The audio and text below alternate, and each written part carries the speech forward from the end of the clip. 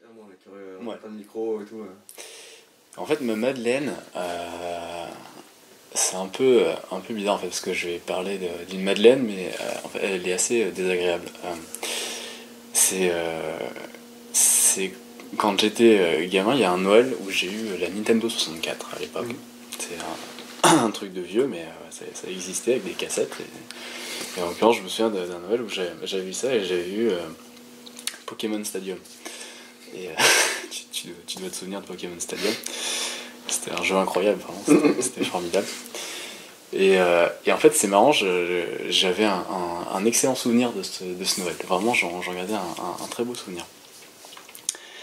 Et souvent, quand je revoyais un truc qui faisait référence à Pokémon Stadium, du coup, ça me renvoyait à tout ce truc-là. Et c'est marrant, j'ai moi, en général, peu de souvenirs en fait de mon enfance. Mais en général, ce sont des bribes. Des espèces presque des épiphénomènes, ça vient, ça part, c'est un peu pénible pour ça, parce que parfois j'ai l'impression vraiment de pas avoir vécu quasiment, tu vois, avant, mais je sais pas quel âge, enfin même de manière générale ça s'efface très vite, quoi, tu vois, j'ai l'impression d'être un peu prisonnier d'une certaine manière du présent. Et du coup, déjà d'une part il y a cette sensation très étrange, quoi, qui est la Madeleine, où ça te projette, ça te rétro-projette quasiment, on pourrait dire. C'est ça, tout à coup, tu te retrouves balancé dans un moment qui est manifestement passé, et effectivement, d'une sensation furtive, qui peut être évoquée par un son, par une odeur, voilà, Proust, lui, c'est le goût de la Madeleine, mais bon, on voit bien que ça fait appel à tout type de sens. Tu te retrouves tout à coup effectivement projeté. J'ai plusieurs cas de ça, il y a plein de trucs, mais si je parle de celui de Pokémon, c'est surtout parce que en fait il se trouve qu'il y a pas longtemps mes parents ont retrouvé une vidéo de ce Noël en fait, qui était vraiment, enfin tu vois, dans ma tête j'avais les Noëls, et les Noëls c'était un truc générique. Je me souvenais vaguement de la gueule de ma maison à l'époque, tu vois. Et je me disais, voilà, il y avait les Noëls, ça se passait comme ça, je me souviens que c'était dans telle pièce, mais j'avais pas de détails d'un Noël précis. Tu me demandes celui de mes 7 ans, mes 8 ans, mes 9 ans, pour moi c'était tous les mêmes.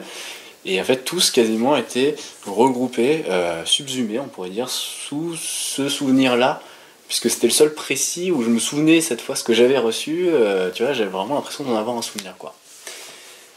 Et donc, ils retrouvent une cassette de ce truc-là, ils la font numériser, je sais pas quoi, enfin bon, on regarde ça ensemble. Et je vois le truc, et c'était extrêmement désagréable. Vraiment, ça m'a mis très très mal.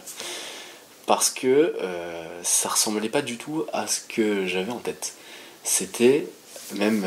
j'avais en fait l'impression de regarder un étranger quand je regardais ça. C'est-à-dire, manifestement, c'était moi. Alors déjà, j'avais une voix très aiguë. C'était assez désagréable pour cette raison d'une part. Et en plus de ça... c'était vraiment, j'avais l'impression de regarder quelqu'un d'autre que je n'avais jamais été. Et en fait, il y avait énormément de choses qui étaient précises, factuelles. C'est toute la dureté finalement de la vidéo qui n'échappe, enfin, à laquelle aucun détail n'échappe.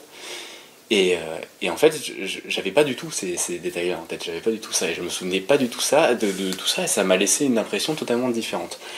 Et en fait, je me suis retrouvé vraiment avec espèce d'opposition, tu vois, très désagréable entre mon souvenir, qui était plutôt joyeux en fait à la base et que j'aimais bien, et ce truc-là, tu vois, le terme est marrant, ce truc-là, quoi. C'est vraiment c'était cette chose qui était moi a priori, quoi, en tout cas, qui était moi parce qu'on m'a dit que c'était moi, tu vois, parce que c'était identifié en tant que tel, mais de fait dans laquelle je me reconnaissais pas.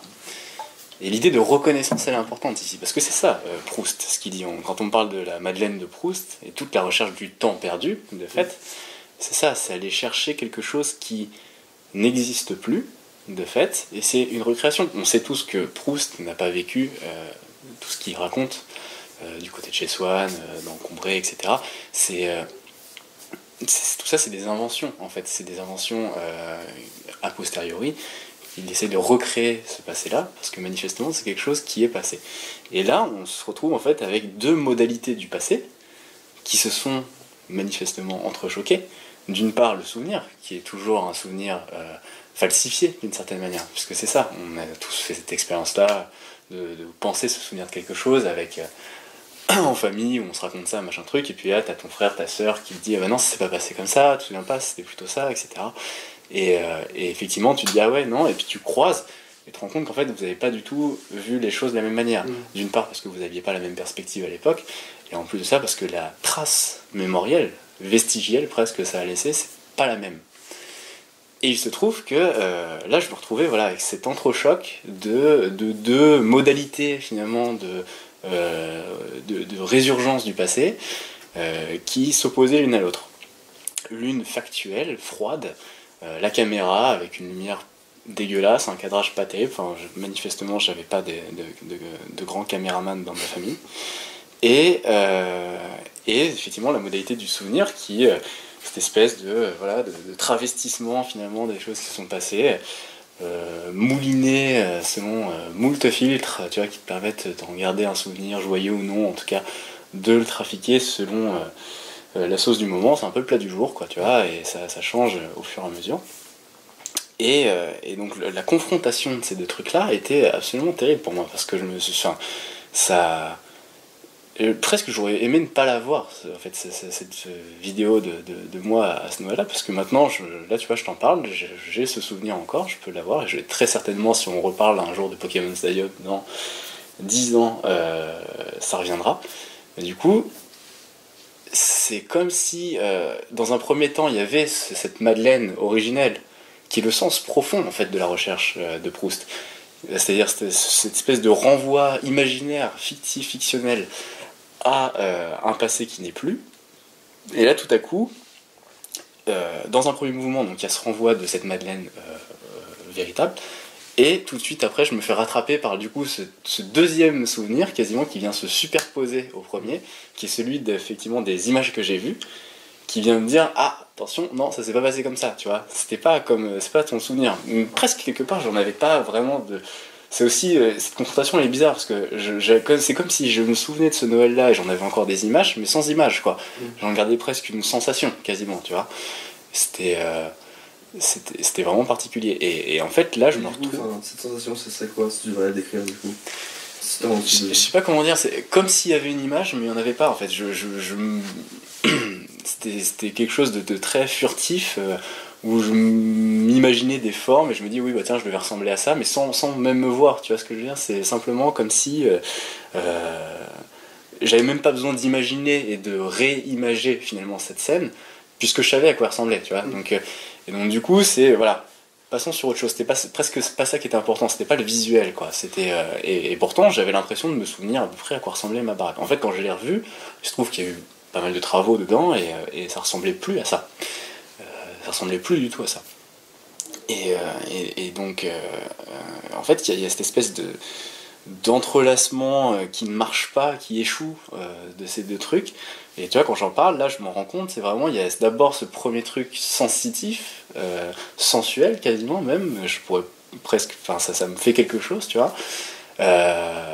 Et derrière vient se plaquer dessus, finalement, le souvenir, le deuxième souvenir, comme ça, qui vient rattraper en disant non, factuellement ça doit pas être ça, ça doit pas être ça. Et donc c'est pour ça que je pense que une Madeleine ça peut être toujours agréable, désagréable, tout le monde a la sienne, ça peut être le souvenir du parfum d'une première copine, ça peut être comme Proust le décrit, effectivement le goût d'une Madeleine quand tu prenais son goûter chez la tante Léonie, ça peut être plein de choses, mais je crois que finalement, la mémoire, en tout cas, doit toujours rester dans ce sens originel de Proust, et jamais dans ce sens factuel, qui est celui de la foi. Donc, du coup, de dire d'un côté subjectif à soi, ça. Et non objectif à la vérité, en fait. C'est ça. De toute façon, quoi qu'il arrive, dans les deux cas, en fait, d'une certaine manière, c'est falsifié, même si ça a l'air très factuel, et cette froide caméra finalement elle-même elle travestit les choses quoi qu'il arrive, et je crois que le sens profond d'un souvenir c'est pas du tout de remémorer quelque chose de façon certaine, surtout ce genre de souvenir là, c'est pas le souvenir de tes cours pour les partiels tu vois ou quoi que ce soit, là c'est un souvenir profond qui ramène quelque chose qui te construit profondément, puisque c'est fou quand même de voir sur un moment aussi court, comme tout à coup, comme si un monde s'ouvrait, c'est-à-dire que presque tu n'es plus dans ce que tu fais, une sensation, une odeur, un bruit, un son, te renvoie tout à coup et fait émerger un monde qui était enfoui d'une certaine manière, mais d'une certaine manière il était enfoui, mais il participe, ce monde, il participe de toi, il participe de ce que tu es, il te construit cette espèce de structure silencieuse d'une certaine manière. Et, euh, et là, euh, et là tout à coup il y avait cette structure silencieuse, tu vois, qui était comme elle était. Encore une fois, ça pouvait être un souvenir agréable, comme j'en ai d'autres que je pourrais raconter qui sont aussi des souvenirs désagréables, mais ça c'est pas un problème. Ce qui est le problème, c'est le moment en fait où il y a quelque chose qui vient mettre en place ce travestissement. C'est presque comme si tu allais voir un truc au théâtre et t'avais un mec déguisé en femme qui jouait un truc et que t'allais sur scène, tu lui enlevais, tu vois, sa robe, ses faux seins et machin truc et disais non, t'es pas une femme. C'est pas le but de la pièce de théâtre de lui dire que c'est pas une femme. C'est comme ça que toi t'as vécu. C'était un peu ça, ouais. C'était un peu ça. De voir cette cassette, quoi. Ouais, de voir cette cassette, c'était un peu ça. C'est un peu comme si j'étais en train de regarder une bonne pièce de théâtre et tout à coup, voilà, on vient me dire non, mais regarde, en fait, ils sont en train de jouer. Oui, mais je le sais, et alors, tu vois. Voilà, ma Madeleine. Merci à toi.